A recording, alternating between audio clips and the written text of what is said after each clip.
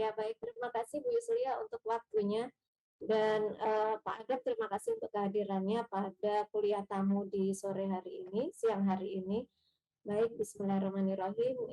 Saya izin share screen ya untuk CV Pak Adam dulu ya. Kita perkenalan dulu dengan Pak Adam. Baik, untuk nama secara lengkap dengan gelar adalah Apoteker Adam Reza Ganjara, Sarjana Sains, Master of Business Administration. Kemudian beliau tinggal di Purwakarta, dan untuk profesional ya, pekerjaan profesional beliau lebih fokus di sales and management. Jadi banyak sekali pengalamannya ya. Untuk saat ini beliau bekerja di PT Merck di Chemicals and Life Sciences mulai dari November 2011 sampai saat ini. Untuk saat ini ya beliau masih memegang ini ya, Country Sales Manager atau Head of Bioprocessing Indonesia. Kemudian sebelumnya juga pernah menjadi manajer ini ya, Account Manager Pharma Processing.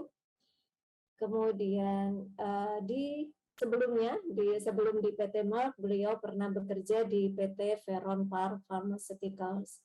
Kemudian juga di PT Sanofi dan Combifar ya.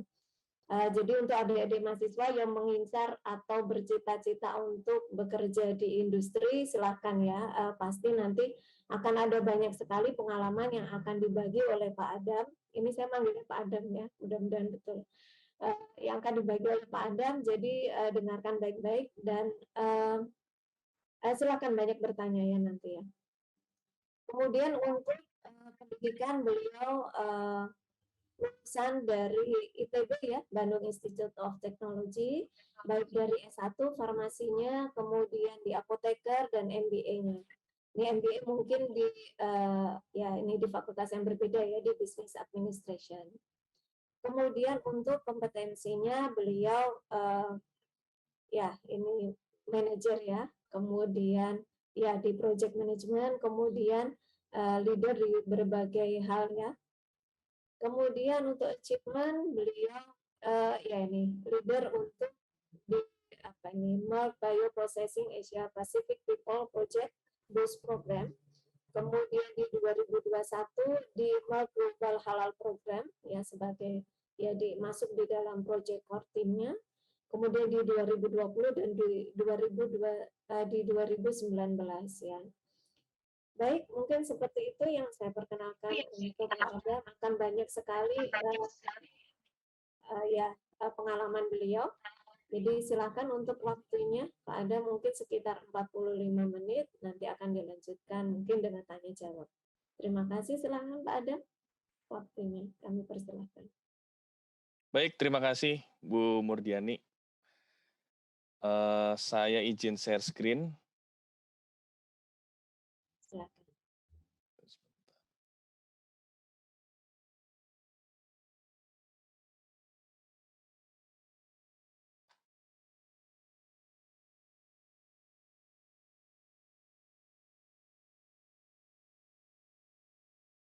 Oke, apakah slide saya sudah terlihat?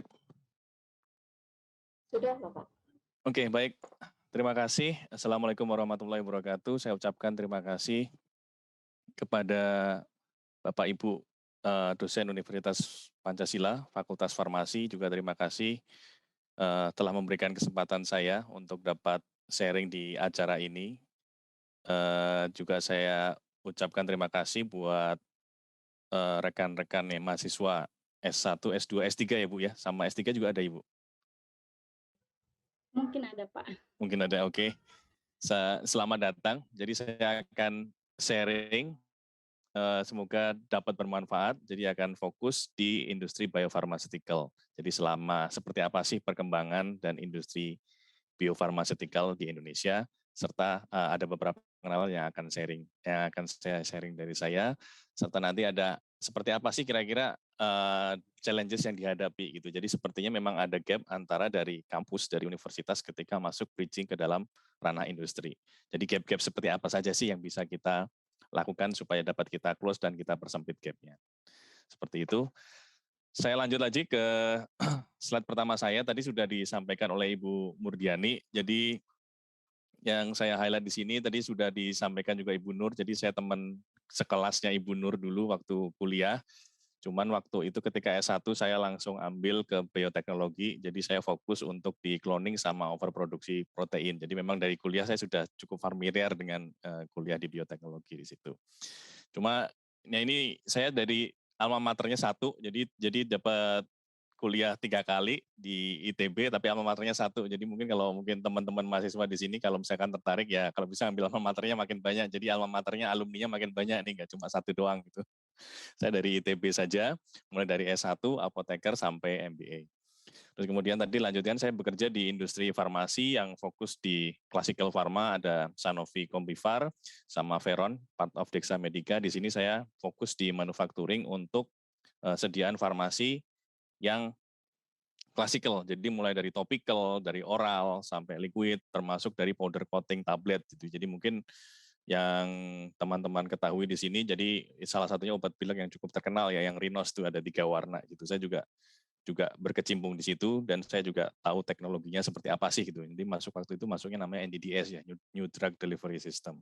Terus kemudian dari kedua industri ini saya lama di manufacturing, di produksi, kemudian pindahlah saya ke 100% yang berbeda dari manufacturing di bagian komersial di Merck Chemicals di sini. Kenapa pindah ke sini saya cukup passion saya terjawab di sini karena memang lebih banyak berkecimpung di industri bioteknologi dan bioprocessing gitu seperti yang saya minati ketika waktu saya kuliah dulu. Seperti itu. Lanjut ke slide berdua, saya ingin highlight aja, jadi saya bekerja di Merck, jadi Merck sekarang itu perusahaan farmasi dan perusahaan industri farmasi dan industri chemical tertua di dunia. Jadi kalau zaman dulu apoteker itu kalau misalkan mereka mau bikin obat itu mereka harus sintesis sendiri gitu.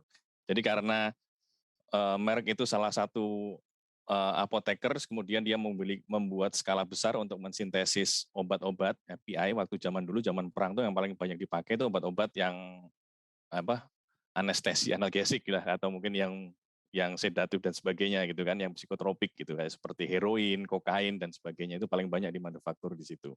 Jadi karena apoteker itu mereka mensintesis obat sendiri dan mereka juga meracik sendiri sampai deliver ke pasien. Jadi bisa disebut itu si Pak namanya waktu itu Friedrich Jacob Merck itu mendirikan apotek tertua yang ada di Jerman di Darmstadt dan berkembang jadi industri farmasi dan industri chemical yang tertua di dunia. Itu sampai sekarang sudah 354 tahun. Terus yang ini saya highlight, jadi Merck itu sebenarnya nama keluarga, jadi nama keluarga berasal dari Jerman, tapi ketika waktu terjadi Perang Dunia Pertama, jadi memang ada intrik antara Amerika dan Jerman, sehingga nama Merck itu bisa digunakan di luar Amerika Utara dan Kanada. Sedangkan untuk yang ada di Amerika Utara dan Kanada, waktu itu ketika Perang Dunia, jadi semua perusahaan Jerman itu diakuisisi oleh Amerika. Jadi mereka menggunakan nama Merck itu ketika di luar Amerika dan Kanada, perusahaannya itu menjadi sebagai satu perusahaan sendiri namanya MSD, jadi Merck Sharp and Dohme. Jadi sehingga kalau mereka di Amerika mereka boleh pakai nama Merck, tapi ketika mereka keluar dari Amerika mereka nggak boleh pakai nama Merck.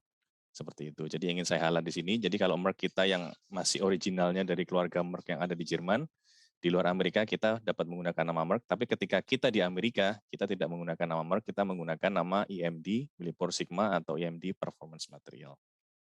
Jadi perusahaan Merck itu cukup besar, ada 58.000 karyawan dan hampir di 72 negara, ya kan? Dan kita mengembangkan riset dan development untuk di industri, baik itu industri farmaceutical sampai industri teknologi mikroprosesor dan semikonduktor. Itu jadi kita dedikasi untuk perkembangan umat manusia untuk menemukan sesuatu yang terbaik yang diberikan untuk pengobatan penyakit-penyakit yang ada di dunia ini. Seperti itu.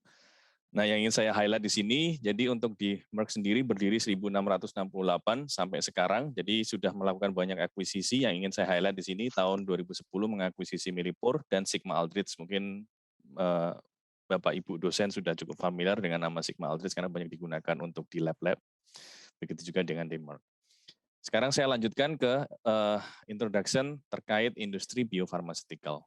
Jadi kira-kira seperti apa sih evolusinya gitu ya. Jadi seperti yang lihat di slide ini, Jadi ketika zaman dulu small molecule itu pertama kali ditemukan, aspirin, itu ukuran molekulnya itu cukup kecil, sekitar 180 Dalton, gitu kan. Nah sekarang obat-obat ini sudah cukup canggih, obat-obat biotek itu kira-kira ukurannya seperti apa sih, gitu kan. Ternyata salah satu contoh di sini yang saya pasang di sini yaitu imunoglobulin G atau monoklonal antibody, itu ukurannya 150 kilodalton atau 150.000 Dalton. Ini itu hampir 1.000 kali lebih besar daripada obat-obat klasikal. Jadi kenapa obat-obat klasikal yang chemical seperti aspirin itu kita sebutnya dengan small molecule, obat-obat biotek itu sering disebutnya dengan large molecule karena memang ukurannya lebih besar, seperti itu. Nah, kira-kira seperti apa sih gitu kan perkembangan industri biologik atau bioteknologi gitu kan. Tadi seperti contoh nih, aspirin itu terdiri dari 21 atom, sedangkan imunoglobulin tadi yang cukup besar tadi yang 1.000 kalinya itu kan itu terdiri dari 25.000 atom. Jadi bisa dibayangin sih seberapa kompleksnya sih industri bioteknologi seperti saat ini gitu kan. Jadi kalau misalkan sepeda, contoh nih analogi yang paling gampang, sepeda itu terdiri dari 150 part. Sedangkan kalau large molecule atau obat-obat bioteknologi atau biopharmaceutical itu 6 juta parts. Jadi bisa bayangin aja berapa kalinya kompleks dan kerumitan dari obat-obat ini. Molekulnya aja atau API-nya saja cukup besar dan cukup kompleks. Nah, kalau yang Bapak Ibu tahu, ini saya analoginya lebih gampang. Jadi kalau misalkan kita punya galaksi Bima Sakti atau Milky Way ya, galaksi Bima Sakti itu terdiri dari 100 miliar bintang. Sedangkan kalau kita kembangkan atau kita tumbuhkan si sel, baik itu bakteri atau mammalian sel di dalam satu bioreaktor dengan ukuran 12.000, itu tuh ada 100 triliun sel, bisa dibayangin, seperseribunya sel dari, seperseribu kalinya dari yang ada bintang-bintang yang ada di galaksi kita. Satu galaksi ya, satu galaksi Bima Sakti. Ini sebagai perbandingan aja supaya kita kebayang nih. Bioteknologi, obat-obat bioteknologi itu API-nya ukurannya besar, dan itu kompleks, dan nggak sesimpel dari obat-obat large small molecule yang banyak dipakai yang biasa kita makan, seperti aspirin, terus paracetamol, atau atorvastatin, dan sebagainya. Nah ini di slide ini saya akan fokus terkait market overview, seperti apa sih gitu kan, potensi atau opportunity atau market untuk obat-obat bioteknologi, obat-obat biopharmaceutical. Jadi small molecule itu yang tadi ukurannya kecil, itu biasa tadi yang kita sebut ada paracetamol atau atorvastatin, sildenafil yang paling banyak digunakan yang lagi trending-trendingnya gitu kan. Ukurannya sangat kecil. Saya ambil satu contoh di sini, Lipitor, ya kan, atau ukurannya sekitar 559 Dalton. Sedangkan Herceptin ini salah satu obat monoklonal antibody yang banyak digunakan untuk terapi kanker, dan hari ini terlalu banyak digunakan untuk terapi kanker payudara. Itu ukurannya sekitar 185 kilodalton. Jadi ukurannya cukup besar di sini. Dan kira-kira apa aja sih obat-obat yang masuk tergolong ke dalam large molecule gitu kan. Jadi di sini ada beberapa contoh yang saya highlight, ada vaksin, ada modified human protein, ada monoclonal antibody, salah satunya tadi Herceptin yang ada di sebelah kanan.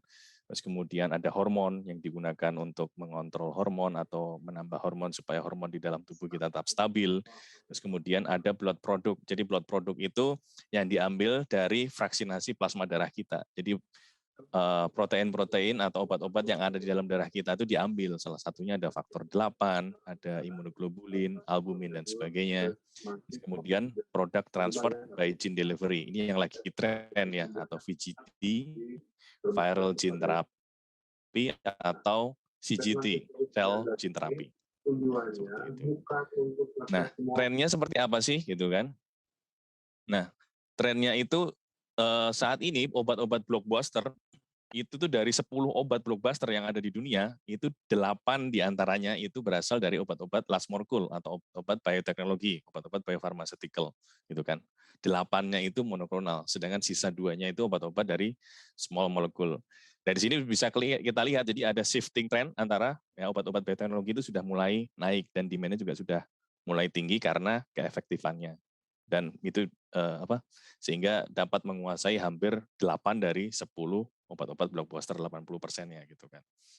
Nah, tren di Indonesia, obat-obat biosimilar ini juga jadi tren karena apa? Hampir kita di Indonesia kan nggak banyak produk-produk obat-obat seperti ini. Jadi memang rata-rata ini obat-obat ini impor. Jadi salah satu target jadi big pharma yang ada di Indonesia, industri farmaceutical di Indonesia yang non PMA, itu mereka menjadi fokus untuk mengembangkan obat ini karena marketnya cukup potensial, karena Indonesia itu kita negara keempat dengan populasi terbanyak yang ada di dunia ini, gitu kan. Terutama industri-industri farmasi ini yang mempunyai pengalaman, ada background di bidang sterile manufacturing.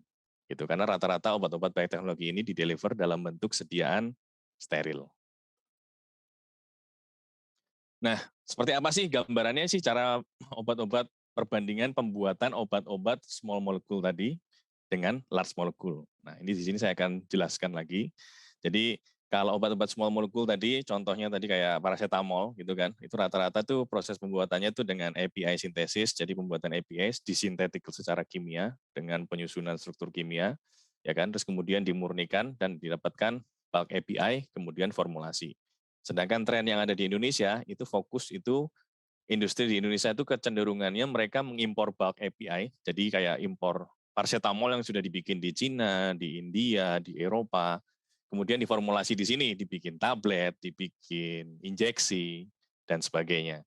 Gitu kan. Jadi kecenderungan makanya kenapa nggak banyak industri API yang ada di Indonesia ini yang bisa memproduksi obat-obat small molecule gitu. Rata-rata import dan kita lakukan formulasi di sini di Indonesia. Seperti itu. Nah, sekarang dengan adanya kemarin ada banyak berita ya, jadi Kimia Farma juga sudah mulai fokuskan untuk pengembangan API di Indonesia itu juga cukup bagus. Jadi artinya kita bisa kemandirian untuk kita sendiri tanpa harus mengimport API yang dimanufacturing dari negara lain. Seperti itu. Nah, untuk gambarannya, untuk large molecule, kira-kira sih gimana sih proses manufakturnya gitu kan, obat-obat biotek. Jadi memang cukup kompleks, karena ukurannya juga cukup besar, dan obat-obat ini itu dibuat dari melakukan proses bisa fermentasi dengan menggunakan fermentor atau lewat bioreaktor. Gitu. Jadi kita melakukan kultur sel, selnya dikultur, ditanam di dalam bioreaktor atau fermentor, kemudian diharvest, dipanen. Setelah dipanen itu dimurnikan dengan klarifikasi. Dimurnikan dengan klarifikasi itu artinya pengotor-pengotor sel debris yang ukuran besarnya itu kita buang. Terus kemudian dilanjutkan pemurnian dengan proses kromatografi. Terus kemudian untuk molekul yang bukan virus, itu kita harus hilangkan virusnya, karena dengan ada kandungan virus, karena banyak sekali ya kalau tren-tren saat ini, karena virus ini cukup membahayakan, jadi istilahnya adventitious virus, nanti akan saya jelaskan di slide saya. Terus kemudian dilanjutkan proses pemurnian dengan tangential flow filtration. Seperti apa sih nanti prosesnya, saya akan jelaskan nanti lebih detail di FF, dan kemudian diproses steril, tujuannya untuk mensterilkan si produk, dan baru dilakukan formulasi dan finish. Final fill, seperti itu. Jadi memang prosesnya cukup panjang. Di slide ini, di sesi ini, saya akan menyampaikan teknologi-teknologi yang biasa digunakan industri-industri bioteknologi ini untuk proses manufacturing. Saya harapkan mungkin nanti kalau misalkan agak bingung dan sebagainya, nanti saya bisa diinterupsi. Kalau misalkan ini saya akan cepat aja, kalau ingin lebih detail lagi atau lebih simpel, nanti saya bisa diinformasikan lah kalau misalkan ada informasi yang missing dari saya atau saya menjelaskan terlalu cepat. Nah, kembali ke proses perjalanan obat gitu kan. Yang ingin saya highlight di sini. Jadi proses pembuatan obat itu, pembuatan API di industri bioteknologi itu tuh nggak gampang dan proses perjalanannya juga cukup panjang gitu kan. Nah, karena si proses bioteknologi ini membutuhkan fermentasi atau bioreaktor untuk menumbuhkan si sel. Jadi kita itu industri kalau mereka mau fokus ke sini, kita harus melakukan pengembangan sel line development. Jadi sel itu ketika kita kembangkan, kita harus melakukan kualifikasi. Sel mana sih yang paling bagus yang bisa kita gunakan, artinya itu selnya itu robust, dan bisa reproducibility-nya itu bagus gitu. Jadi bisa kita produksi dengan hasil yang konsisten, yang sama dengan sebelum-sebelumnya gitu kan. Jadi nggak beda-beda gitu. Nah, setelah kita dapat kualifikasi selnya, kita ya hasilnya tetap bagus dan konstan. Gitu. Setelah itu oke dan kita dapatkan yang bagus, kita lanjutkan dengan cell banking. Nah, cell banking ini apa sih itu? Artinya bibitnya itu kita simpan, kita banking gitu. Cell banking ini kebanyakan di industri itu ada dua, jadi ada master cell bank, jadi si masternya yang harus jangan sampai dia terkontaminasi dan nggak boleh diulik-ulik, sama working cell bank gitu kan. Jadi kalau misalkan kita mau bikin mau produksi prosesnya, kita harus bikin working cell bank-nya. Artinya masternya jangan sampai terulik-ulik nih. Jadi kalau misalkan ada apa-apa paling nggak aman di working cell bank-nya. Gitu kan. Dari cell banking setelah itu oke, baru kita lakukan pengembangan proses upstream. Jadi fokus di optimasi di bioreaktornya seperti apa, terus kemudian dan downstream sampai menghasilkan substansi obat gitu kan, si proteinnya, si molekulnya atau API-nya gitu kan. Setelah kita dapat API-nya, si protein atau molekulnya itu, kemudian kita kembangkan formulasinya, formulasi apa yang tepat dan bisa deliver dengan customer dengan baik, ya kan, dengan studi yang baik, terus kemudian baru dimanufakturin secara massal CPOB, compliance, dan dilakukan studi stabilitas. Ini salah satu gambaran aja proses yang dilakukan oleh industri di biopharmaceutical. Nah, di slide ini saya akan menunjukkan prosesnya memang cukup lama dan cukup kompleks di sini. Jadi ini cuma garis besar saja dan in average saja. Jadi ini saya ambil dari beberapa jurnal sama dari reference dari FDA. Jadi untuk discovery, jadi obat itu sampai bisa ditemukan dia bisa jadi obat itu butuh sekitar 2 sampai 5 tahun gitu kan. Jadi berdasarkan apa gitu kan? Berdasarkan market trend sama environment seperti itu. Terus untuk development itu antara 5 sampai 10 tahun. Jadi kalau misalkan di total katakanlah ya mungkin 15 tahun. Ini rata-rata gitu kan. Bahkan ada yang lebih besar panjang dari itu. Nah, ternyata yang terjadi dengan adanya proses pandemi yang saat ini ada di yang kita rasakan gitu kan, ternyata pengembangan vaksin pun nggak sampai seperti itu gitu. Kenapa kok bisa cepat gitu kan? Itu yang jadi pertanyaan. Pengembangan vaksin itu bisa cepat rata-rata karena beberapa industri mereka sedang mengembangkan vaksin untuk project A dan itu ternyata masih oke dan cocok sehingga bisa di-switch untuk vaksin COVID gitu. Jadi ketika mereka sedang running itu bisa dipindah situ. Jadi kenapa vaksin COVID itu bisa dapat dihasilkan dengan proses yang lebih cepat seperti itu. Nah, kembali ke slide ini lagi. Jadi tadi untuk discovery itu tuh artinya kita dapat lead molekul yang bisa dijadikan untuk kandidat di sini. Terus kemudian setelah kita dapat molekul yang bisa dijadikan kandidat obat, itu kita lakukan preclinical development gitu kan.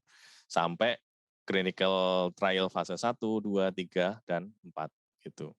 Nah, successful new drugs itu obat yang bisa sukses untuk bisa menjadi obat dan sudah lulus untuk clinical trial phase 4, itu dari 10 obat itu cuma ada 1. Jadi artinya 10%. Di sini ini sekitar 11,8%. Gitu. Nah, dari sini bisa lihat nih, kok bisa seperti ini kenapa gitu kan. Ya, jadi dari transition probability yang ada di sini, jadi untuk clinical trial fase 1, yang lolos untuk ke fase 2 itu tuh 59,5%. Jadi istilahnya ya setengahnya lebih lah gitu kan. Dari fase 2 ke fase 3 itu tuh 35,5%, sepertiga plus gitu kan. Nah, kemudian dari fase 3 untuk dapat FDA review dan approval itu 2/3-nya, sekitar 61,%. Setelah ini baru 90,4. Jadi total tuh rata-rata sekitar yang bisa lolos itu tuh cuma 11,8%. Jadi artinya 1/10-nya dari proses ini. Jadi memang cukup challenging clinical trial, nggak semudah itu kita lakukan clinical trial dan itu kan prosesnya juga cukup kompleks dan melibatkan banyak expert dan banyak faktor serta invest capital yang cukup besar gitu kan. Ini jadi contoh investasi yang dilakukan ya. Ini total itu perusahaan untuk melakukan discovery hingga development obat rata-rata satu molekul saja, satu perusahaan itu mereka invest roughly sekitar 560 juta US dollar. Kalau misalkan dibikin rupiah ya tinggal dikaliin aja di 15.500 misalkan. Seperti itu. Nah, lanjut ke prosesnya. Jadi saya simplify. Jadi ada 4 bagian di sini. Yang pertama make itu istilahnya proses di upstream. Itu proses pengembangan mulai dari sel line tadi masuk ke dalam bioreaktor, ditumbuhkan dalam bioreaktor. Setelah selesai baru itu dipanen lanjut ke proses downstream. Jadi proses downstream disebut dengan proses pemurnian, klarifikasi, virus inaktivasi, proses biokromatografi untuk pemurnian dan kemudian virus filtrasi, konsentrasi dan diafiltrasi. Setelah selesai didapatkan molekulnya baru dilanjutkan ke proses formulasi. Di antara ketiga ini, mulai dari upstream, downstream, sampai ke formulasi, tetap ada QC cukup kritikal di sini, dapat tetap dilakukan untuk meng-assure supaya produk sama prosesnya itu robust dan konsisten. Oke, general kompleks di industri itu biasanya ada dua hal yang banyak digunakan untuk di industri. Biasanya itu industri itu ada yang namanya CAPEX dan namanya OPEX. Jadi CAPEX itu capital expenditure. Jadi si industri itu ketika mereka akan startup industrinya, mereka harus melakukan investment. Investmentnya apa atau CAPEX-nya apa, itu mereka harus investasi bioreaktornya, misalkan, mesinnya, alatnya. Terus mereka investasi utility-nya. Ada steam, ada pure steam, ada compressed air, ada purified water, ada water for injection, terus kemudian ada tangki-tangki dan sebagainya sampai alat mesin filling. Itu namanya investasi CAPEX, artinya hardware atau equipment-nya. Nah, ketika CAPEX ini udah oke, industri itu harus running gitu kan. Ketika mereka running proses, itu investasi apa yang harus dilakukan? Jadi yang dilakukan itu adalah OPEX, operational expenditure. Jadi itu consumable yang digunakan supaya proses ini dapat running. Seperti itu. Nah, untuk consumable itu setiap proses itu ada beda-beda dan memerlukan banyak step-step atau ya investment sama manajemen yang cukup bagus supaya prosesnya bisa sustain, supaya si industri tersebut bisa sustain hingga beberapa puluh tahun atau beberapa ratus tahun ke depan. Seperti itu. Tadi pengantar dari saya terkait biopharmaceutical, semoga dapat memberikan gambaran buat Bapak Ibu dosen di sini serta teman-teman mahasiswa di sini. Selanjutnya saya akan lanjut ke proses upstream gitu kan. Seperti apa sih proses upstream gitu kan? Tadi saya sudah sampaikan ada upstream, downstream, formulasi. Gitu. Jadi proses upstream ini adalah proses yang fokus untuk mengembangkan si sel itu supaya jadi banyak intinya gitu. Supaya jadi banyak dan bisa kita panen. Karena kita akan mengambil molekul atau protein yang ada di dalam si sel tersebut atau disekresikan oleh sel tersebut. Jadi bebas prosesnya gitu kan. Jadi prosesnya ada cukup kompleks yang tadi saya sampaikan. Jadi sel lainnya harus oke, istilahnya bibitnya itu harus oke. Jangan sampai bibit tersebut terkontaminasi, hasilnya juga harus konsisten gitu kan. Tadi saya sampaikan juga ada cell line development, cloningnya juga harus bagus. Terus kemudian bisa disimpan, itu namanya working cell bank. Working cell bank itu bisa disimpan di dalam tabung, di dalam tube atau di dalam cryopreservation. Jadi misalkan sudah dipisahin di dalam plastik bag itu dan disimpan di suhu cryo gitu kan. Ada yang minus 60 sampai minus ratusan supaya bibitnya bisa dorman gitu kan, ketika mau dipakai towing langsung bisa di running gitu. Terus kemudian ada bioreaktor, ya kan? Bioreaktor yang bisa digunakan untuk proses manufacturing. Terus kemudian ada beberapa suplemen material yang digunakan supaya si sel tersebut bisa tumbuh, gitu kan? Intinya kalau proses upstream, mereka ditumbuhkan di dalam fermentasi atau bioreaktor, itu selnya harus happy, gitu kan? Kalau happy, mereka bisa grow, bisa tumbuh, dan bisa banyak, bisa optimal, gitu.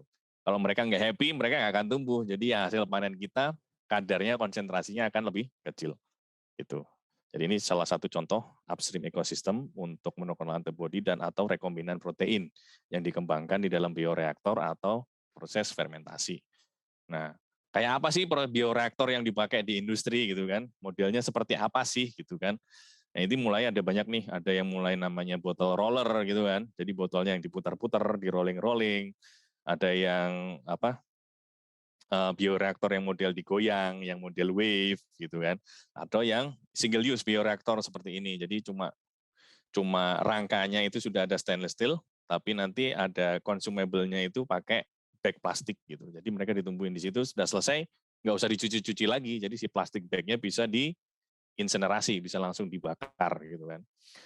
Terus atau ini stainless steel bioreaktor. Jadi setelah selnya ditumbuhin di sini, setelah selesai dipanen, terus kemudian bioreaktornya harus dibersihkan supaya bisa digunakan kembali. Itu.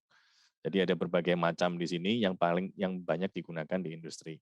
Karena tipe-tipe bioreaktor itu disesuaikan dengan si selennya itu. Apakah itu mammalian cell, apakah itu bakterial, apakah itu fungi misalkan. Gitu. Nah, ini contoh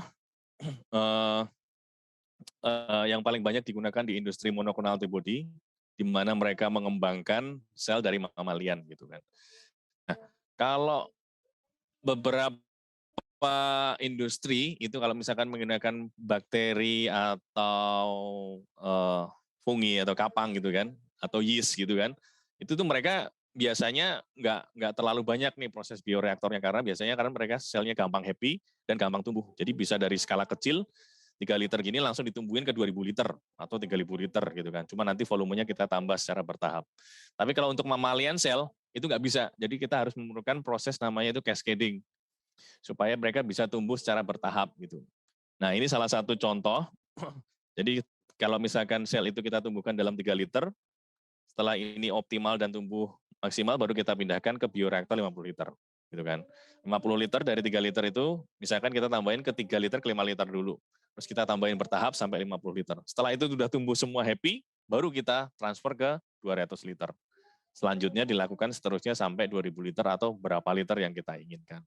Seperti itu. Ini yang cukup challenging di industrial monoclonal antibody, terutama untuk mammalian cell. Namun sel mammalian cell itu manage-nya lebih mudah gitu kan. Kadang-kadang cuma ada beberapa dibandingkan dengan sel-sel yang lain seperti itu.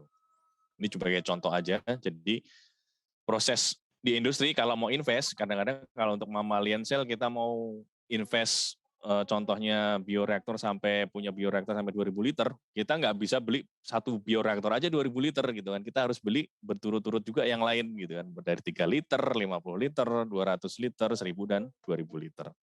Seperti itu contohnya. Nah, untuk di upstream, tadi saya juga sampaikan juga supaya si sel itu bisa tumbuh, berkembang dan bahagia, supaya dia bisa lebih banyak gitu kan. Kita perlu menambahkan namanya suplemen gitu kan atau chemicals yang dimasukkan supaya mereka bisa maintain supaya bisa tumbuh gitu kan. Nah, ini ada beberapa chemicals yang biasanya banyak digunakan untuk diproses upstream, ada inhibitors gitu kan. Itu untuk menghambat kayak mungkin ada beberapa protein yang perlu dihambat. Terus kemudian antifoam. Antifoam artinya apa? Supaya nggak ada busa gitu kan. Kalau ada busa kita kadang kita nggak bisa ngelihat nih gitu kan prosesnya udah optimal atau belum. Nanti bisa mengganggu apa? Distribusi atau proses mixing pencampuran yang ada di dalam bioreaktor. Terus kemudian buffer. Buffer di dalam bioreaktor sendiri itu biasanya untuk kontrol pH itu cukup signifikan dan sangat penting sekali dan kebanyakan pH itu dikontrol melalui gas. Jadi proses gas dengan penambahan gas, oksigen, karbon dioksida atau nitrogen itu sangat membantu sekali untuk proses pengaturan pH. Jadi nggak kita tambahin HCl atau kita tambahin sodium hidroksida, nggak akan seperti itu. Karena akan cukup berbahaya untuk pertumbuhan sel. Gitu. Sehingga buffer ini diperlukan untuk si maintain si pH itu. Gitu kan. Terus ada inorganic salt, ini garam-garaman, asam amino, terus kemudian karbohidrat, vitamin dan nutrien lainnya. Seperti itu sebagai gambaran. Gitu. Nah, setelah sel happy dan tumbuh berkembang, itu tadi dinamakan proses upstream di dalam bioreaktor atau fermentor, gitu kan. Lanjut ke proses downstream. Nah, rata-rata di industri mereka ketika mengatakan proses downstream itu tuh dimulai dari proses klarifikasi, gitu kan, atau proses penghilangan dari sel debris. Itu rata-rata kebanyakan industri melakukan ada dua ya dengan menggunakan sentrifugasi, dengan menggunakan alat sentrifuge yang besar, stainless steel yang cukup kuat supaya bisa terpisah antara supernatan sama presipitan gitu kan. Atau bisa menggunakan proses filtrasi gitu kan. Nah, yang common banyak digunakan itu proses filtrasi, biasanya kita sebut dengan normal flow filtration. Jadi proses filtrasinya dilakukan normal, artinya apa? Pengotornya itu akan tertahan di bagian atas dan filtrate-nya akan keluar. Gitu. Berdasarkan apa saja size exclusion dan adsorption. Nah, tujuannya apa sih proses klarifikasi ini gitu kan? Setelah dari bioreaktor, tujuannya itu menghilangkan sel-sel yang nggak diinginkan, sel debris, kontaminan. Kontaminan itu ada HCP, sel protein, DNA, lemak, dan sebagainya. Yang kita harapkan adalah produk yang kita inginkan, proteinnya atau molekul, baik itu intraseluler atau ekstraseluler. Gitu. Intinya adalah menghilangkan sel-sel dengan ukuran yang lebih besar, baik itu menggunakan proses filtrasi atau sentrifugasi. Seperti itu. Nah, ada tren baru lagi, jadi yang banyak digunakan di industri farmasi dengan menggunakan TFF, Tangential Flow Filtration. Nanti akan saya jelaskan di slide saya berikutnya, seperti apa sih proses TFF itu. Sebenarnya prosesnya sama, ini untuk diklarifikasi ini intinya hanyalah menghilangkan ukuran molekul yang lebih besar. Nah, proses klarifikasi di industri yang banyak digunakan itu seperti apa sih gitu kan? Ini ada contoh dari mulai dari skala kecil di lab nih ketika industri mengembangkan di R&D sampai proses manufacturing yang besar gitu kan. Dan ini proses klarifikasi di dalam bentuk pot ini disimpan. Jadi kalau misalkan semakin besar si fermentor bioreaktor itu, semakin besar proses klarifikasinya gitu kan. Semakin besar banyak yang dibuang karena protein diinginkan itu biasanya seperberapanya gitu. Ini adalah contoh supaya Bapak Ibu dan teman-teman mahasiswa bisa kebayang di industri itu seperti apa sih gitu kalau sampai mereka ribuan liter. Gitu. Saya lanjut ke proses downstream berikutnya yaitu kromatografi. Nah,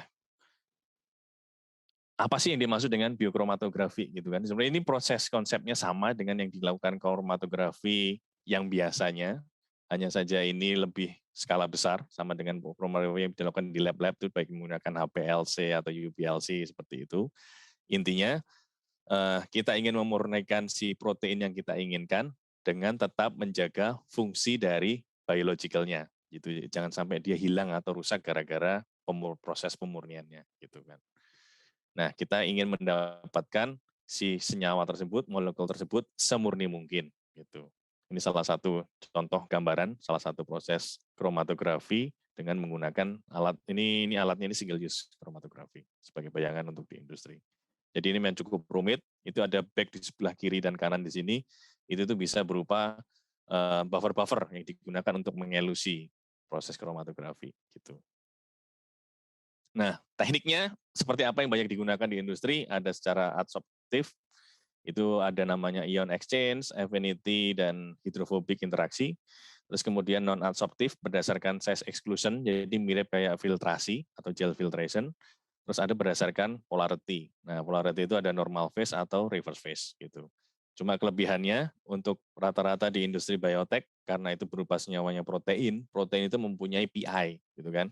PI itu bisa mengubah si protein tersebut menjadi positif atau negatif tergantung kita charge. Jadi proses pemurnian dapat kita lakukan di sini dengan cara bind and elute. Jadi si protein ketika itu proteinnya positif, kita ikat dengan kromatografi yang negatif, proteinnya akan tertahan. Terus kemudian kotorannya kita keluarin. Setelah selesai, baru kita elusi lagi si protein yang kita inginkan dan bisa kita tampung sehingga kita dapat hasil yang lebih murni. Seperti itu. Kunci dalam pemilihan media atau resin kromatografi untuk diproses biopharmaceutical ini, pertama dari fleksibilitas, dia lebih fleksibel, bisa tahan berbagai macam buffer dan elusi gitu kan. Dia bisa mempunyai high dynamic binding capacity, jadi dia bisa mengikat si protein itu sekuat mungkin dan dia punya high selectivity, artinya ketika kita ingin mengelusi si protein itu dia bisa melepaskan di situ. Gitu. Nah, ini salah satu gambaran seperti apa sih jenis kromatografi apa sih yang harus kita pilih kalau kita melakukan kromatografi gitu kan. Tergantung dari impurities yang kita miliki. Contoh di sini kalau misalkan produk kita mengandung host cell protein, pengotornya sama ada DNA gitu kan. Nah, kalau menggunakan produk kita banyak impurities dari HCP dan DNA, itu tuh kita bisa ngelihat di sini. Ternyata dengan misalkan di sini nih, HCP dengan affinity protein, itu hasilnya lebih efektif gitu kan. Sedangkan DNA itu ternyata dengan anion exchange. Jadi kita bisa milih salah satu aja. Kalau kita mau pakai semuanya, itu boleh. Jadi kan proteinnya bisa lebih murni. Hanya saja kalau dari segi perhitungan industri, semakin banyak ini proses, semakin lama prosesnya, hasilnya semakin lama, investment sama ininya semakin mahal gitu kan. Artinya COGS-nya, cost of goods sold dari produk yang kita hasilkan akan lebih mahal gitu. Biasanya kita ambil cukup simpel aja. Yang mana yang paling efektif gitu. Jadi misalkan dari sini kita ambil affinity protein A, terus kemudian anion exchange atau hydrophobic. Seandainya pengotor kita, produk kita yang paling banyak virus, kita bisa milih pakai affinity atau anion exchange misalkan. Terus kemudian misalkan ada agregat dari monoklonal gitu kan, karena agregat itu suka menggumpal gitu, itu efektif dengan cation exchange dan sebagainya. Itu kita bisa lakukan ketika kita melakukan di proses R&D gitu. Ketika kita transfer, kita biasanya cuma cukup efektif mana sih prosesnya, dan itu kita bisa optimalkan gitu. Justru dengan proses optimasi di kromatografi itu cukup satu atau dua step kromatografi itu sudah cukup optimal untuk menghilangkan si pengotor-pengotor yang tidak diinginkan, impurities yang tidak diinginkan. Gitu. Nah, seperti apa sih kolom-kolom yang dipakai di proses kromatografi di industri gitu kan? Ini saya kasih contoh gambar mulai dari ukuran kecil sampai ke ukuran besar, sampai ada yang kolomnya gede ini stainless steel, itu tuh bisa sampai sekitar diameternya itu antara 5 meter juga ada. Seperti itu. Nah, di atas ini ada chroma bolt.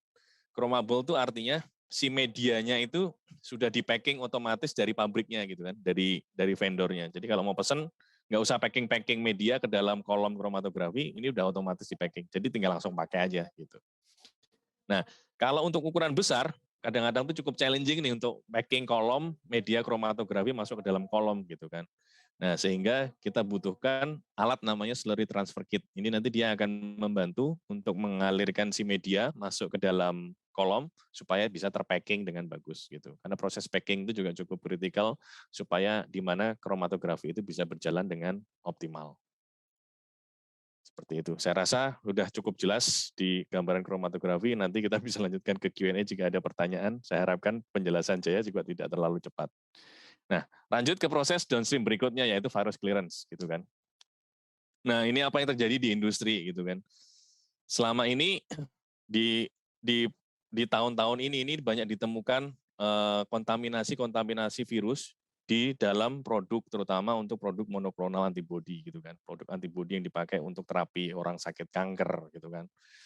Nah, ini virus-virus ini banyak ketemu. Nah, ini kontaminasi ini tuh kadang-kadang sangat berbahaya buat pasien dan juga merugikan juga untuk industri. Gitu. Sehingga adventitious virus ini harus kita hilangkan. Nah, cara menghilangkannya itu seperti apa gitu kan? Nah, kebanyakan di industri itu masih menggunakan produk-produk dari hewan. Jadi ketika kita proses upstream tadi dengan menggunakan fermentor, itu tuh kita masih menambahkan beberapa suplemen atau media yang mengandung dari hewan. Bisa kita tambahin serum itu bisa dari bovine calf serum gitu kan. Jadi anak darah anak sapi gitu kan, serum dari anak sapi, atau NBCS, newborn calf serum gitu. Jadi darah anak sapi yang baru lahir gitu kan. Atau FBS, fetal bovine serum, dan diambil dari janin sapi gitu kan. Kadang-kadang kalau kita ngelihat tuh serem juga nih namanya gitu. Dari ini. Nah, ini penambahan material yang dari binatang, ini ada punya potensi cukup besar adanya kontaminasi di virus di seperti itu. Sehingga sekarang trennya industri itu mereka mencoba mengembangkan proses dari upstream itu tuh tidak mengandung binatang, jadi non-animal origin, nggak serum animal free content. Kalau bisa nggak ada sesuatu yang mengandung dari animal karena bisa mengganggu proses di upstreamnya. Gitu. Nah, kontaminasi itu dari mana aja sih? Itu dari mana aja? Hampir semua proses, kalau selama kita masih ada intervensi dari human itu pasti ada risiko untuk kontaminasi. Tapi kita juga berusaha memperkecil proses kontaminasi itu mulai dari upstream sampai ke bawah seperti itu. Nah, cara menghilangkan virusnya dengan apa gitu kan teknologinya? Ada dua yang paling banyak digunakan di industri. Yang pertama dengan viral inactivation.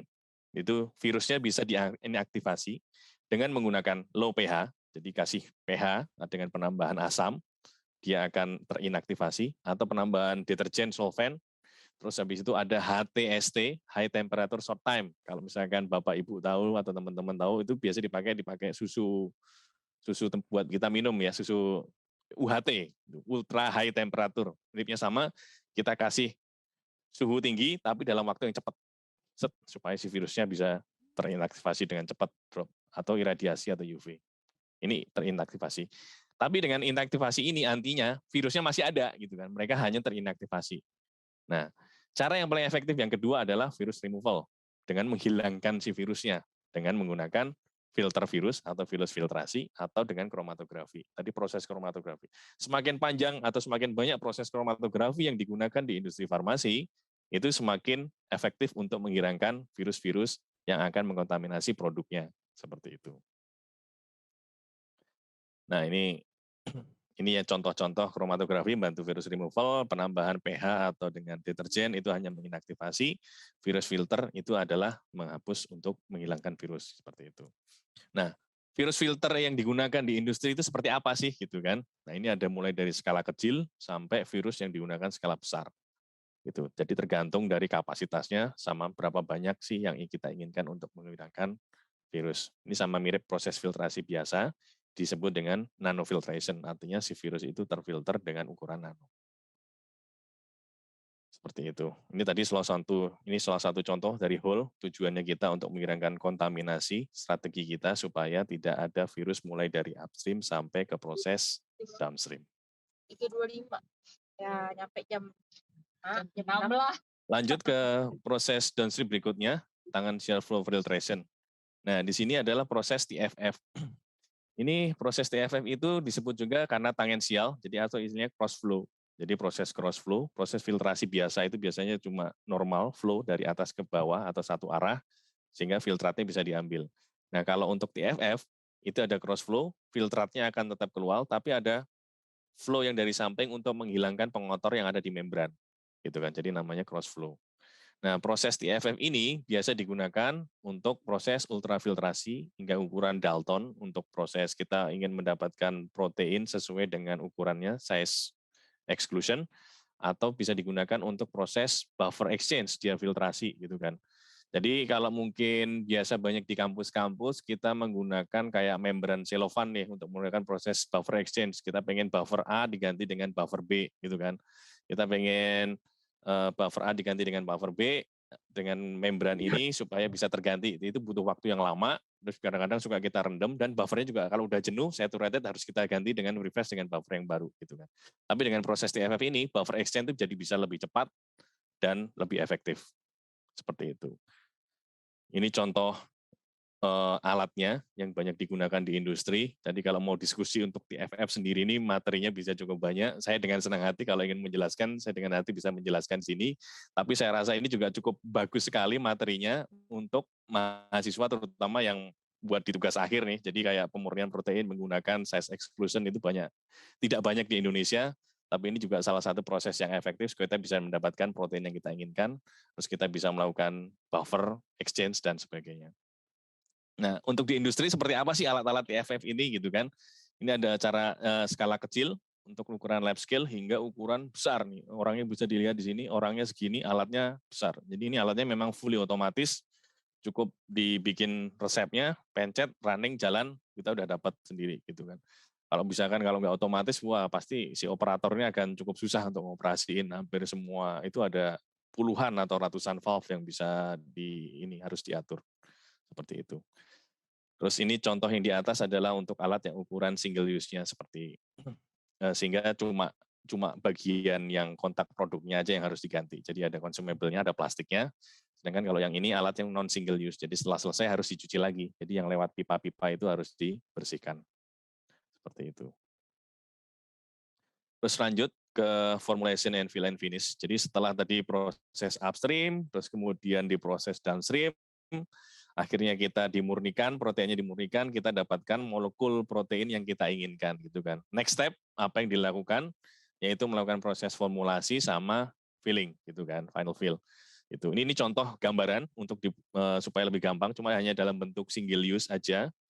Jadi di sini bisa dilihat formulasi dengan menggunakan mixing. Biasanya enggak, kalau untuk proses ini steril itu enggak terlalu banyak for excipientnya dibandingkan excipient tablet ya, karena saya dulu pernah bikin tablet juga isinya macam-macam, ada pengisi, penghancur, fase luar, fase dalam dan sebagainya, nanti harus dites dan sebagainya. Kalau ini enggak, cuma biasanya lebih simple, enggak banyak excipient. Setelah di mixing lanjut lagi ke proses filtrasi. Di sini ada filternya, ini cukup kecil, biasanya dilakukan filtrasi, bisa single filtration atau redundant filtration.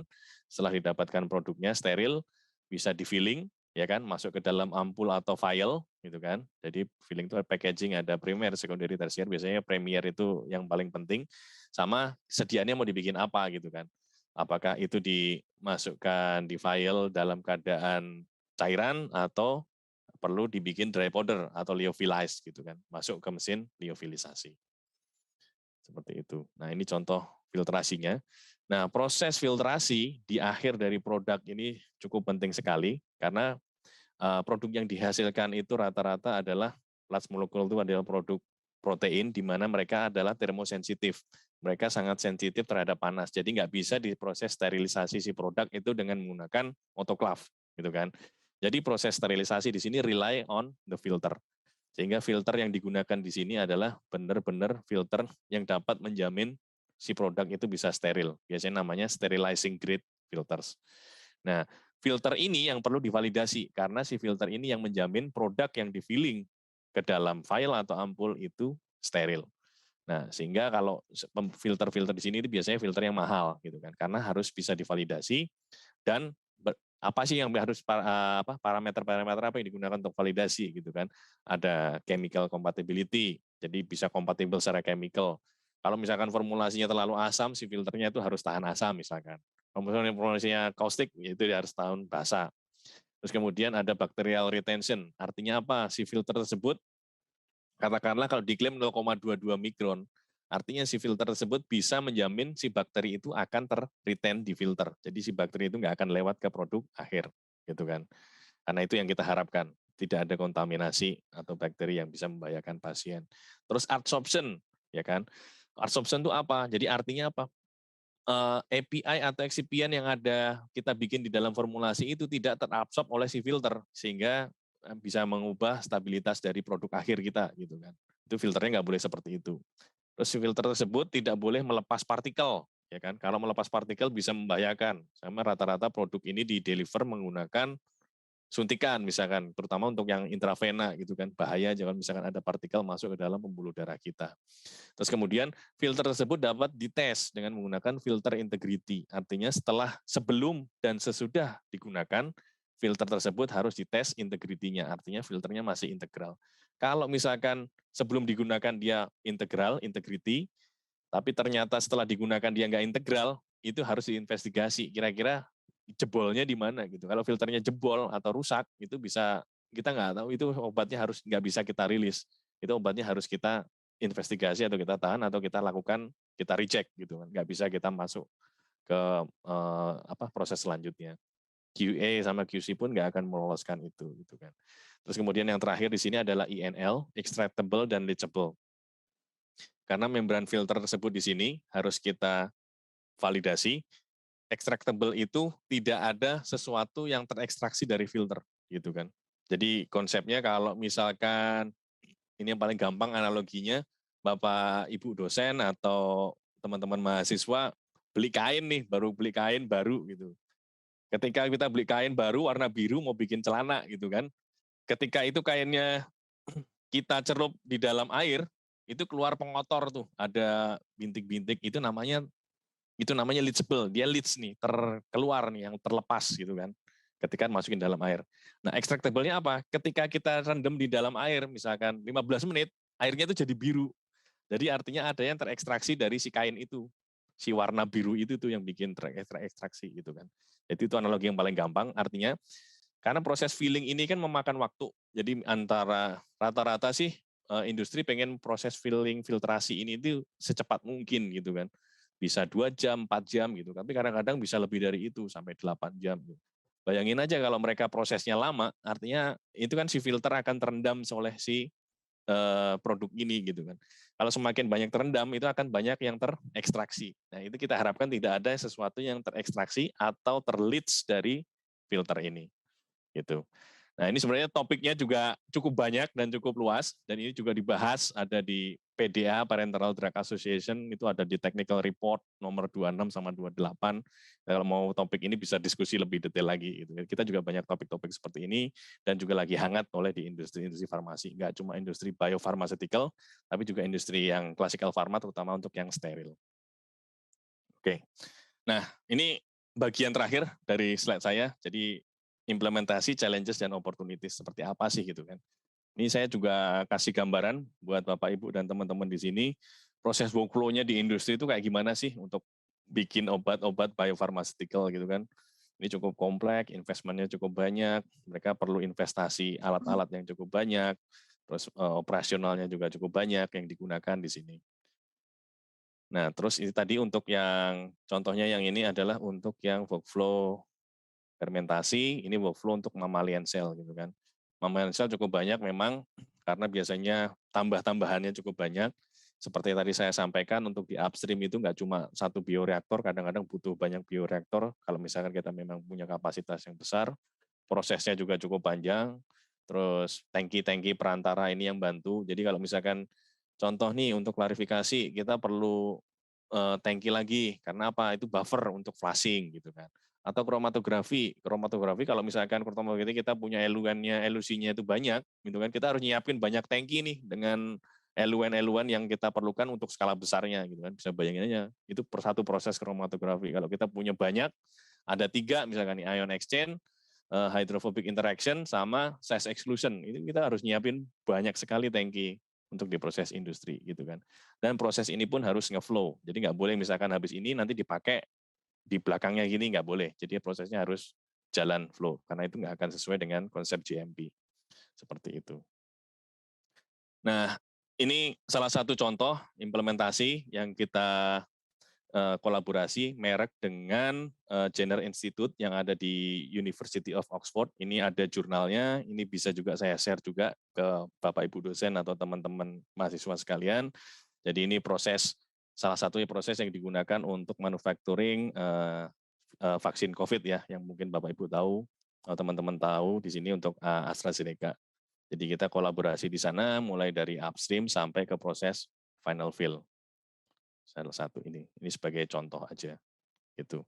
Nah, challenges-nya apa sih gitu kan?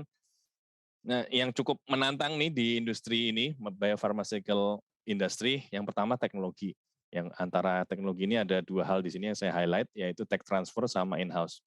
Jadi di dalam pengembangan obat-obat ini, itu ada yang tech transfer. Jadi artinya kita bisa punya partner dengan perusahaan yang ada di Korea, perusahaan yang ada di Amerika. Kamu transfer dong produknya ke aku, nanti aku buatin gitu kan. Itu bisa tech transfer, itu bisa lebih mudah gitu kan. Cuman ada cost-nya, harus ada agreement. Kamu mau apa aja yang kalau misalkan ini kamu harus bayar lebih dong gitu. Atau in-house development gitu kan. Jadi banyak industri juga di Indonesia, mereka melakukan development in-house development sendiri, melakukan riset sendiri, pengembangan sendiri. Tapi yang sudah saya sampaikan itu proses discovery dan development itu juga nggak mudah gitu kan, butuh waktu yang cukup lama gitu. Memang kita memerlukan banyak resources yang bisa membantu di sini gitu, sama know-how-nya ini gimana sih cara ininya gitu. Terus kemudian personel. Nah, personel itu resources, jadi nggak banyak resources yang ada di Indonesia. Ini yang sayangnya sih untuk ini. Jadi industri kita nih berkat pandemi ini sebenarnya industri biopharmaceutical mulai grow di sini, banyak yang berlomba-lomba bikin vaksin. Saya harapkan sih nggak cuma vaksin aja, jadi nanti obat-obat biopharmaceutical yang lain, monoklonal antibody atau vaksinasi plasma gitu kan, itu resource-nya kita nggak banyak gitu kan. Kalau mau nyari orang yang bisa tahu TFF gitu, kalau misalkan kita hiring dari fresh graduate di universitas itu cukup challenging gitu. Makanya nggak banyak konsep-konsep teknologi-teknologi yang bisa di-sharing. Jadi saya harapkan sih bisa gap ini bisa ketutup, masih resources-nya bisa cukup banyak gitu kan. Dan cuma ya sayangnya juga banyak mahasiswa atau misalkan yang setelah lulus dari universitas yang dari luar ketika mereka merasa nggak banyak yang bisa dibantu untuk di Indonesia gitu. Mungkin karena industri juga belum bisa menangkap ini, jadi mereka banyak stay dan mereka fokus di luar sana. Itu yang juga yang saya sayangkan. Tapi saya yakin industri ini bisa, resources kita akan jadi lebih banyak lagi dengan berkembangnya industri yang ada di Indonesia, seperti itu. Terus kemudian experience dan training. Nah ini juga nggak banyak gitu kan, tapi sebenarnya dari kita, salah satunya dari merek sendiri, kita juga ada beberapa proses training, kita ada beberapa training baik lokal maupun internasional, itu juga kita support untuk ke industri supaya mereka bisa, kalau mereka ingin lebih menguasai bidang ini, mereka bisa belajar di situ gitu. Beberapa training, salah satunya kita juga ada di lab kita yang ada di Singapura yang paling dekat, itu ada training TFF, terus kromatografi, terus proses filtrasi seperti biasa, itu juga bisa kita berikan supaya mereka bisa lebih memahami itu. Challenges yang kedua itu adalah regulatory gitu kan. Compliance itu yang cukup kritikal, itu juga harus kita ikutin. Jadi misalkan pengembangan biopharmaceutical itu nggak mudah, kita harus comply. Kalau misalkan kita ngembangin virus itu safety-nya pun kita juga harus comply gitu kan. minimal BSL 2, biosafety level 2 gitu. Ada virus yang sampai BSL 4 gitu. Itu kritik. Itu cukup berat sekali compliance di situ yang harus kita tutup. Itu salah satu contohnya. Masih banyak compliance yang lain serta referensi yang kurang untuk di Indonesia. Itu yang kita rasakan. Gitu. Nah, terus kemudian yang keempat, capital investment. Jadi kita industri biopharmaceutical ini berkembang itu memerlukan capital investment yang cukup besar gitu kan.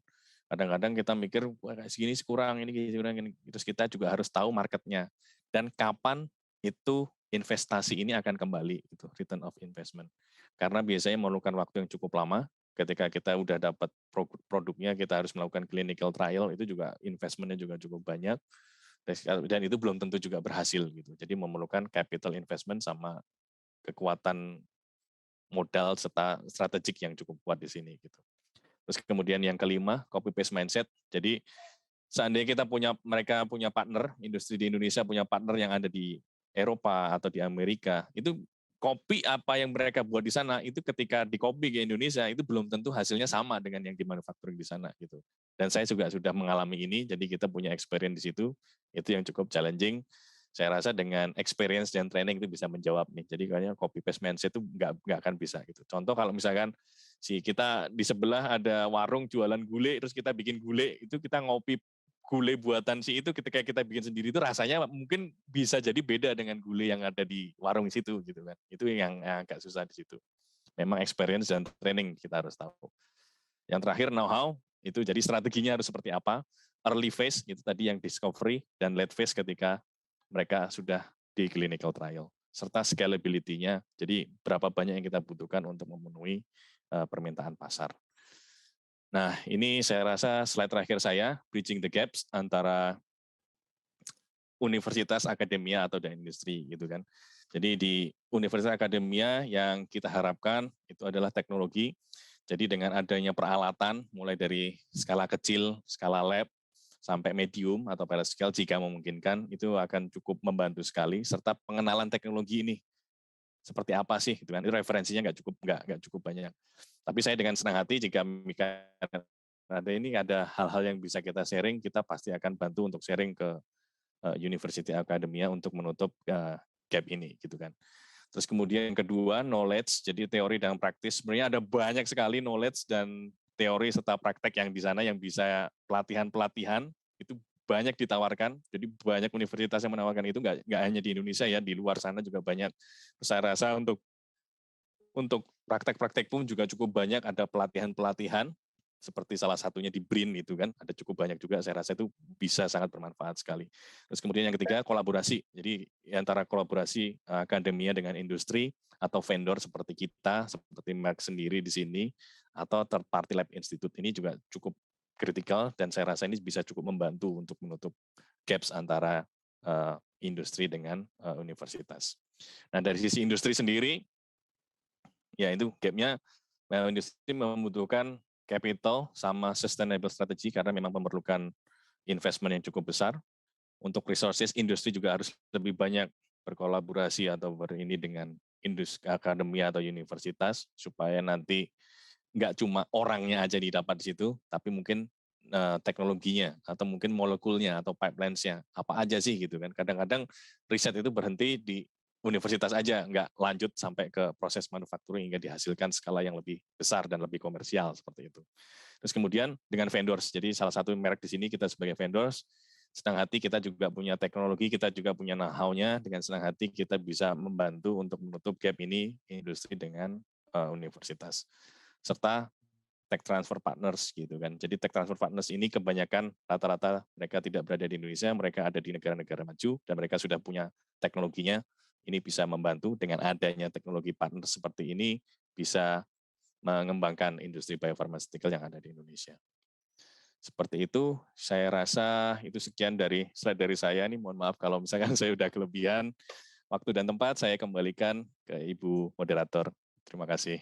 Ya, terima kasih Pak Adam. Ya, ini memang jadi membuka ini ya wawasan kita gitu karena ya alhamdulillah kemarin sempat di kuliah nyerempet sedikit ya dari kuliahnya Pak Adam gitu. Jadi mudah-mudahan mahasiswa juga sudah apa ya ada pemanasan sedikit gitu ya. Dan kemudian ini di apa namanya di chat ini sudah ramai ya. Ya sebetulnya pertanyaannya beberapa tapi panjang-panjang ini Pak. Mulai dari selnya mungkin ya Pak ya. Selnya itu apakah Boleh. nanti di industri di sini di Indonesia itu apakah sudah apa namanya pertama mulai dari awal itu dapatnya dari mana gitu ya.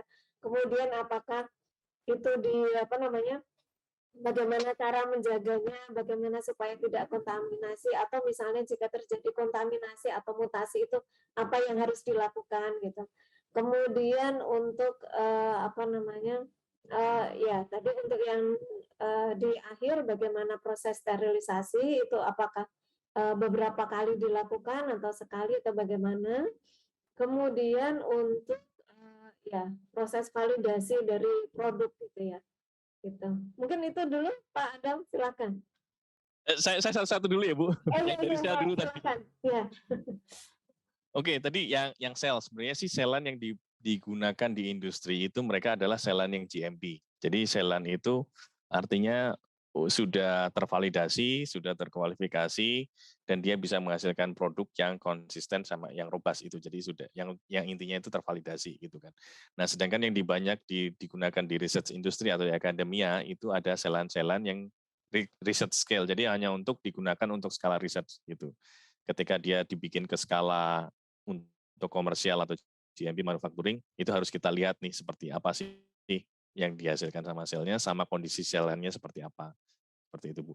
Nah, untuk mendapatkan selan ini sebenarnya ini sekalian promosi aja. Jadi di Merx ini kita juga ada selan yang kita jual secara untuk riset sama untuk yang GMP. Seperti itu sih, Bu. Ya nggak cuma kita aja, ada vendor lain pun yang juga melakukan ini. Gitu. Misalkan Ibu melakukan penelitian untuk misalkan sel lain dari ini misalkan Chinese hamster ovary misalkan Ibu mau nyari sel lain ini untuk melakukan skala research, itu Ibu bisa searching atau mungkin hubungi kami, nanti kita bisa bantu mau dibikin apa misalkan gitu. Terus misalkan tadi pertanyaan yang kedua apa Bu, yang setelah sel lain tadi Ibu Ya, dapatkan bagaimana menjaga itu apa namanya apa kalau kontaminasi. terjadi ya kontaminasi apakah kemudian apa yang harus dilakukan? Nah itu biasanya kalau industri dilakukan dua nih. Jadi yang pertama itu dengan master cell bank. Jadi kita bikin masternya dulu dan itu kita simpan gitu kan. Karena masternya itu harus dijaga nih biar sampai kontaminasi. Kalau kita mau kerja kita harus bikin namanya itu working cell bank gitu. Nanti diambil sebagian, nanti kita perbanyak di upload misalkan jadi banyak. Nanti bisa cari misalkan ada apa-apa lagi kita bisa bandingin dengan cell banknya ini seperti apa itu masternya. Gitu. Hanya saja untuk sel lain itu menyimpannya sih biasanya ada syarat-syarat khusus dan syarat-syarat yang agak susah gitu kan. Jadi mereka memerlukan suhu pendinginan yang cukup dingin kayak cryopreservation ya tadi ada yang minus 60 hingga minus 100-an derajat Celcius. Seperti itu Ibu. Jadi itu yang maintain-nya itu yang agak susah. Ya memang seperti apa ya. Ya untuk beberapa sel tertentu juga setelah apa namanya setelah di cryo juga towingnya juga mungkin tidak mudah gitu ya. Ada juga yang tidak mudah gitu ya. Betul Ibu. Hidupkan kembali gitu. Itu nanti akan terjawab dengan pengalaman sih Bu biasanya. Oh gitu. Ya sampai kita juga kadang-kadang juga lihat sih environmental kita, misalkan biosafety cabinet yang kita lakukan atau mungkin ya sekitaran kita mungkin filternya kotor atau apa gitu, kita juga ada faktor-faktor lain yang harus kita pertimbangkan juga di situ sih Bu. Kadang-kadang kan kalau ini suka langsung-langsung aja kan kita nggak lihat kondisi lingkungan sekitar dan sebagainya. Ya. Kemudian kalau antara kontaminasi dengan mutasi itu sering tidak ya kalau mutasi itu? Mutasi itu kalau nggak terekspos apa-apa sih Bu, misalkan dia disimpan sebagai master bank atau working bank, kalau nggak ada terekspos apa sih harusnya nggak ada apa-apa sih Bu. Biasanya sih nggak ada apa-apa. Biasanya mutasi kan ada efek-efek apa faktor-faktor tertentu yang bisa menimbulkan si sel tersebut bisa termutasi. Gitu. Dan itu pun juga nggak semudah dan nggak secepat itu sih Bu, selama dia nggak terekspos kemana-mana. Oke, jadi memang lebih Saya sering rasa itu aja. Kalau misalkan kontaminasi paling banyak di situ Bu. kontaminasi. Betul. Baik, satu barangkali mungkin ada yang mau bertanya secara live di sini. Michael, ini pertanyaannya cukup panjang. Michael, silakan. Ada hadir? Hadir Bu. Ya, silakan coba Oke. disampaikan pertanyaannya. Oke. Boleh bisa buka kamera ya, Michael? Bu, sorry saya tapi background-nya belum saya ganti. Eh, Oke, selamat siang Pak Adam. Thank you Pak buat Siang. paparannya, menarik sekali ya Pak Adam. Nah, yang satu saya mau nanya Pak, untuk produksi ini, produksi di Indonesia tuh bagaimana sih Pak? Apakah perusahaan di Indonesia ini sebenarnya prosesnya itu cuman hanya start dari formulation atau apakah benar-benar bikin sel dari awal? Jadi contohnya kalau kita ngomongin monoklonal antibody ya, itu kan selnya diperoleh dari misalkan dari manusia atau dari murin, terus kemudian diproses dan sebagainya, atau apakah memang hanya formulasinya aja? Itu yang pertama Pak. Terus kemudian yang kedua, proses validation dari produksi ini sebenarnya gimana sih Pak? Apakah bisa serobas pada saat kita produksi chemical atau API ini ya? Karena kalau teknik kita ngomongin soal sel, ngomongin soal mikroba ini kan rawan banget sama pH, suhu, oksigen konten dan sebagainya. Terus saya nanya lagi Pak untuk yang nomor 3, tadi kromatografi dimention bahwa ada yang di packing, yang kita beli packing jadi dari Merck atau ada yang kita packing mungkin secara manual tadi mungkin disebutkan ya. Nah ini kalau misalkan packing secara manual ini apakah dia sensitif pada saat kita ngerjain kayak kromatografi kolom atau gimana ya Pak? Sepertinya itu dulu sih Pak. Terima kasih. Oke Mas, ini saya berusaha nyatet, tapi saya udah nyatet yang nomor 2, nomor 3. Yang nomor 1 tadi bisa diulang lagi untuk kondisi di Indonesia terkait apa tadi ya? Mas Michael? Terkait selnya ya, selnya Iya. apakah apakah diambil? Oh ya, silakan Michael, masih ada. Ya Bu, thank you Bu. Ini proses produksinya sih Pak. Perusahaan di Indonesia ini sebenarnya proses produksinya itu udah sampai tahap kemana? Atau apakah hanya dari proses formulasinya aja atau dari awal, dari raw nol sama sekali gitu Pak? Thank you. Oke. Ya, yang pertama, jadi mereka mulai dari awal atau langsung di akhir aja gitu. Biasanya sih ini ada beberapa faktor sih. Rata-rata kalau di industri pasti karena dia komersial, pasti pertimbangan bisnis gitu kan. Ya, kadang-kadang kalau misalkan marketnya masih baru dan kita belum tahu, biasanya dilakukan proses import dulu. Jadi import barang diimport, terus kemudian dites kita ke market di sini. Misalkan obat kanker, misalkan antibodi yang dipakai itu Herceptin atau Trastuzumab, nama generiknya. Ketika dilepas ternyata dia efektif dan oke marketnya, demand-nya tinggi, biasanya perusahaan tuh mulai ini nih mikir nih. So, kalau import langsung itu kan biasanya agak lebih mahal gitu kan, license-nya lebih ini. Terus kemudian kenapa nggak nyoba proses repacking aja misalkan. Jadi balaknya sudah di dalam bentuk filling, terus kemudian cuma repacking atau relabeling di Indonesia. Kadang-kadang atau mungkin dengan strategi beli balaknya aja, terus kemudian di final filling di sini gitu kan. Balak yang sudah formulated gitu kan, formulated balak. Atau kalau misalkan pengen murah lagi gitu kan, dilakukan formulasi sendiri. Biasanya yang cukup challenging kalau misalkan beliau dia unformulated, itu kondisi stability-nya cukup challenging di situ. Biasanya harus ditambahin beberapa excipient ketika transfer dari negara asalnya, harus di-maintain supaya dia hasilnya oke, itu yang agak challenging. Kalau misalkan udah oke, marketnya oke, karena di Indonesia berharap kan bisa kita kemandirian punya API sendiri, bisa di manufacturing sendiri. Saya rasa sih ke depannya akan industri-industri akan langsung ke arah situ karena lebih efektif, lebih itu dan diproduksi di negara kita sendiri. Jadi nggak ada import tax dan ini dan yang lainnya yang bisa lebih, dan maka pasti juga akan didukung oleh pemerintah untuk kemandirian ini. Itu Mas Michael, rata-rata sih di industri mereka faktor bisnis sih yang dilihat. Itu kalau marketnya oke, mereka pasti akan itu. Kalau misalkan nggak ada kompetitor, ya udah mereka pasti dengan senang hati. Terus untuk pertanyaan kedua, ya ini karena Maps ini kan tadi proses ditumbuhin memang perlu sesuatu yang prosesnya harus tetap robust. Jadi kuncinya itu divalidasi. Gitu. Jadi walaupun tadi prosesnya panjang, rumit, kompleks, terus ditumbuhin dari sel di dalam bioreaktor dan sebagainya, itu setiap proses pun itu harus tervalidasi dengan bagus. Jadi kenapa namanya validation proses di industri itu play critical role gitu. Jadi nggak cuma prosesnya doang, tapi alatnya, instrumennya itu yang bisa tervalidasi gitu. Ya biasanya yang challenging di situ untuk serangkaiannya gitu. Kadang-kadang satu proses pun itu proses validasinya itu satu step itu proses validasinya cukup kompleks. Misalkan upstream gitu. untuk penambahan ini dan ini supaya bisa maintain, supaya pH-nya bisa ini, hasilnya bisa konstan, misalkan titernya bisa tetap di misalkan 6 gram per liter gitu kan. Nah itu nggak mudah gitu kan. Jadi cukup challenging di sini terutama untuk yang mengembangkan yang di fase-fase awal seperti ini gitu. Tapi key-nya tetap divalidasi dan biasanya itu validasinya itu nggak cuma proses dan alat equipment-nya, juga serangkaiannya, serta harus punya namanya VMP biasanya kalau di industri validation master plan, semua harus tervalidasi. Jadi ketika pun di audit itu kita bisa membuktikan gitu. Dan hasilnya dan buktinya memang oke gitu kan. Banyak industri juga yang bisa melakukan ini dan hasilnya itu oke dan robust dan bisa dikomersialkan. Seperti itu. Terus untuk pertanyaan yang ketiga, ya kan untuk packing alat-alat kromatografi, emang sih packing itu cukup sensitif ya. Jadi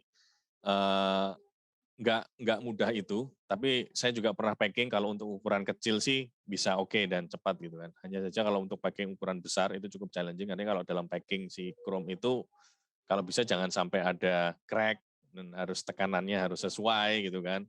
Terus habis itu nggak ada yang bocor, nggak ada yang leak. Kalau misalkan ada bagian bawahnya yang bisa dibuka, itu harus dipastikan nggak ada yang keluar gitu kan. Itu memang key-nya di situ. Dan saya rasa kebanyakan juga industri kenapa mereka beralih ke pre-pack kolom, tujuannya itu biasanya karena time, waktu gitu kan. Kadang-kadang memang perlu waktu yang cukup lama untuk packing di kolom itu karena itu prosesnya kritikal dan butuh ketelitian sama dipastikan kondisinya oke gitu kan. Kalau misalkan dia nggak oke ketika proses mau jalan, itu akan bisa menghambat jadi bottleneck gitu kan. Karena proses ini nggak bisa dilangsungkan kalau nanti akan jadi bottleneck sehingga nggak bisa dilanjutkan ke step berikutnya dan harus nunggu. Nah nunggunya pun itu cukup berisiko karena bisa terjadi kontaminasi seperti itu. Nah kadang-kadang industri ingin disimplify, kalau bisa ada pre-pack kolom yang bisa langsung dipakai supaya lebih mudah, saving dan hasilnya juga udah oke gitu kan karena pre-pack itu udah fix dan udah tervalidasi dari manufacturing-nya dan sudah robust gitu. Seperti itu. Mungkin ada tanggapan lagi dari Mas Michael? Oke, Pak Adam sudah cukup jelas sih. Tapi mungkin saya mau nitip pertanyaan satu lagi, Pak, terakhir. Boleh. Tapi mungkin ini nggak gitu berhubungan sih. Kalau menurut Bapak, kira-kira mungkin nggak sih kalau misalkan industri large molecule ini ke depannya itu jadi kayak bikin produk generik. Ibaratnya kayak misalkan trastuzumab itu kan mahal banget ya, harganya sekitar 22 juta, 25 juta. Dan itu kan nggak semua orang bisa dapetin itu. Hanya kalangan tertentu aja yang punya akses uang yang banyak yang bisa beli. Nah itu kira-kira menurut Bapak ke depannya apakah memungkinkan untuk dijadikan sebuah proyek generik bagi pemerintah? Thank you. Ya, pertanyaan yang bagus, Mas Michael. Saya rasa mungkin. Saya rasa soalnya kan itu kalau monoklonal kayak trastuzumab itu kan, itu sekarang udah masuk off patent kayaknya udah sekitar 3 atau 4 tahun yang lalu dia off patent. Jadi sekarang mulai banyak industri yang menggunakan namanya biosimilar gitu kan. Nanti dicek similarity-nya ini sama si trastuzumab yang ada dari originatornya. Sama kayak misalkan untuk di classical pharma BAB, bioavailability atau bioequivalency gitu kan. Itu saya rasa itu memungkinkan gitu kan. Paling mungkin kalau ini jadi kayak istilahnya kayak generik berlogo gitu kan. Sekarang lagi trennya kan generik berlogo, generik tapi punya brand sendiri gitu kan. Gitu. Tapi saya rasa itu memungkinkan dan saya rasa pemerintah juga nge-push ini ke berbagai industri supaya bisa didapatkan obat yang murah karena memang trastuzumab ini efektivitasnya cukup bagus dan demand-nya juga cukup tinggi gitu. Saya rasa itu aja dari saya, Mas Michael. Baik, Pak Adam. Terima kasih. Terima kasih Bu Murdiani kesempatannya. Iya, terima kasih Michael ya. Cukup panjang ya. Tapi mohon maaf ini ada satu lagi pertanyaan yang cukup baik karena tadi Pak Adam sudah memancing, maka ini ada salah satu dosen farmasi yang juga terpancing gitu ya untuk melontarkan pertanyaan ini dari Bu Umi ya. Bu Umi ada? Wah ini kan tapi kalau Bu Umi bicara nih ini nih.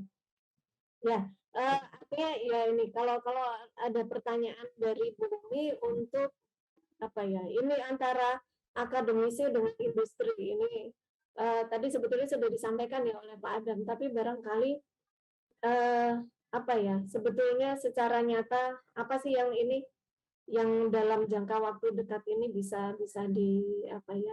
Dilakukan gitu. Singkat saja barangkali.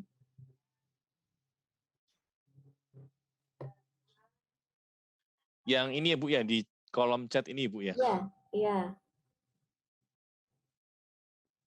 Oh, Jadi, untuk mengurangi gap ini apakah dari Mark sendiri gitu, apakah ada apa ya istilahnya, mungkin ini bisa melakukan kerjasama gitu dengan universitas.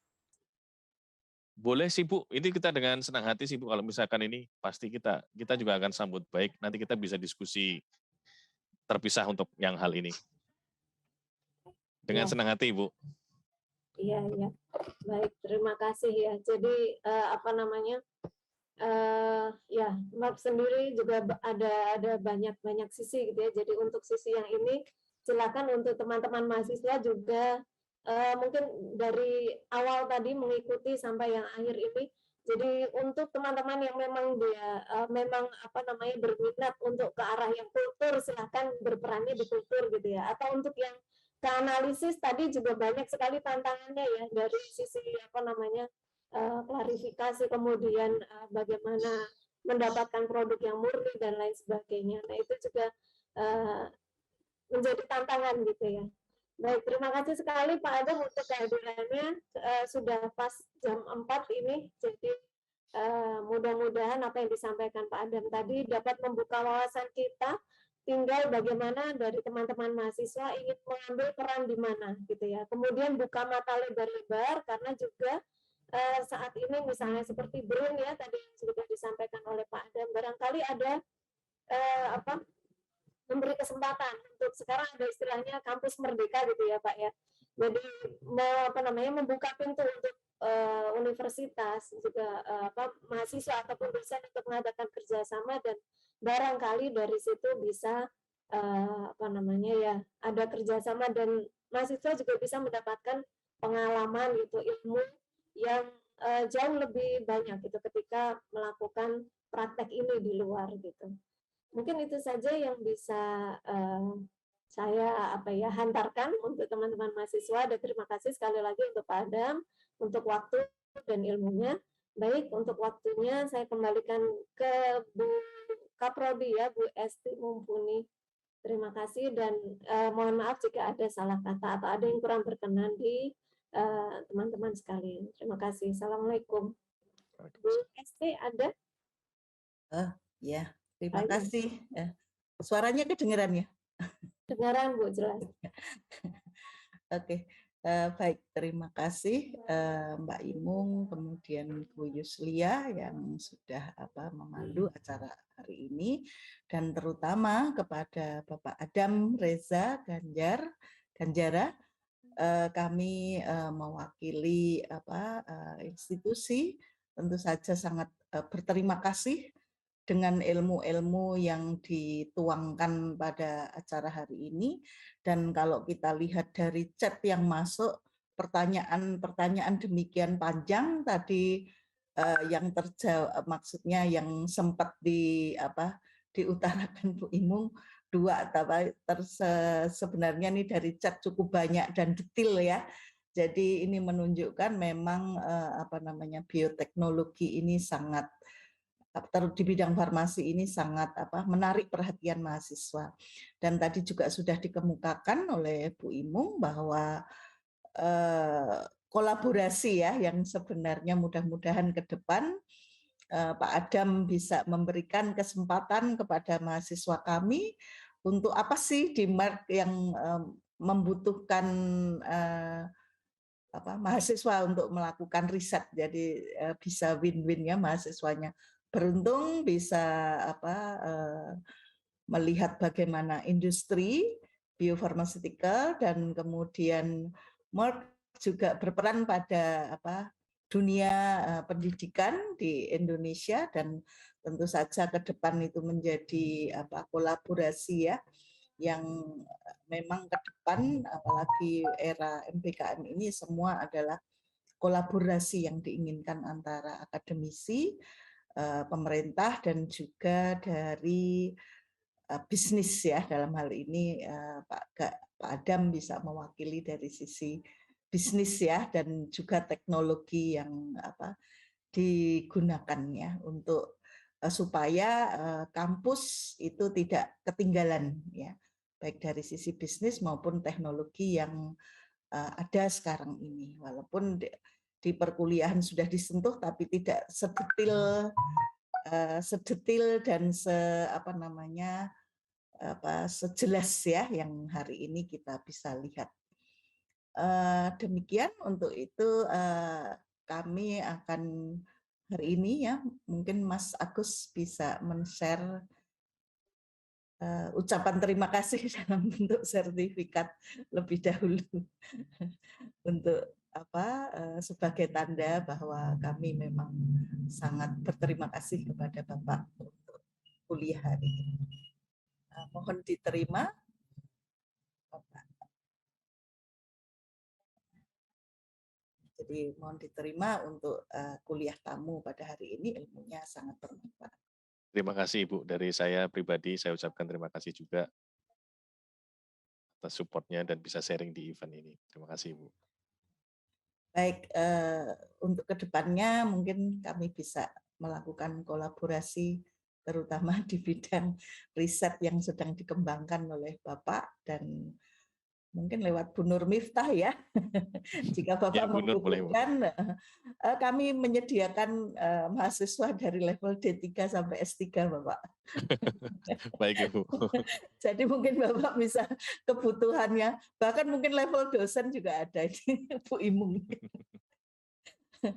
Jadi dari D3 sampai S3, kemudian sampai level dosen, ya kami sangat berterima kasih jika bisa melakukan lanjutan dari kuliah tamu ini berupa kolaborasi riset dan mungkin nanti ada kuliah-kuliah tamu yang lebih detail ya tadi terkait materi Bapak saya lihat itu sebenarnya masih bisa banyak sekali itu kuliah tamunya per sesi dari yang dijelaskan.